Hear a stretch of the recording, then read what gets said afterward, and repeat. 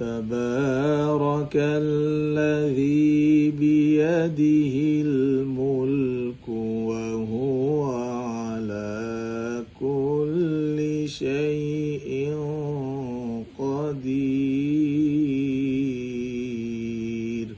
আওয়াজটা কিন্তু ডাউন ছিল, ওকে? বাইয়াতি করা আওয়াজটা ডাউন রাখতে হবে, ওকে, যেন উপরে না উঠে যায়। এখন আমি এটাকে ভেঙে ভেঙে দেব। তাবারাকাল্লাযী,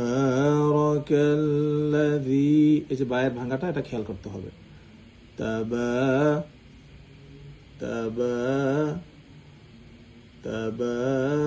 তাবারাকাল্লাযী বিয়াদিহিল মুলকু, ইয়ার মধ্যে আবার একটু হালকা টান আছে। বিয়াদিহিল লম্বা যদিও হবে না, কিন্তু এই হরকতের মধ্যে টান দিয়ে দিতে হবে, একটু দ্রুত আর কি। বিয়াদিহিল মুলকু।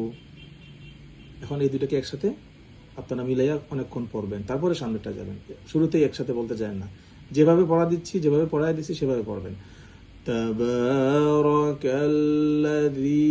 বিয়াদিহিল মুলকু, যেই শব্দগুলোকে মার্ক করে দিচ্ছি যেখানে ভাঙ্গা আছে, এটা আপনার হচ্ছে কিনা এটা চিন্তা করে তারপরে পড়তে হবে। তাবারাকাল্লাযী বিয়াদিহিল মুলকু। এবার আমি সামনে যাচ্ছি, আপনারা হলে তারপরে সামনে যাবেন, এর আগে যাবেন না। ওয়া হুয়া আলা কুল্লি, হায়ের মধ্যে ভাঙ্গা আছে।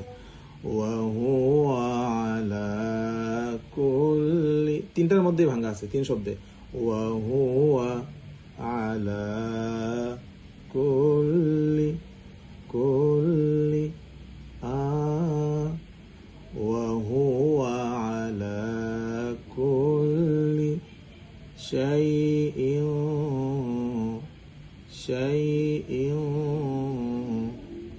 কাদির।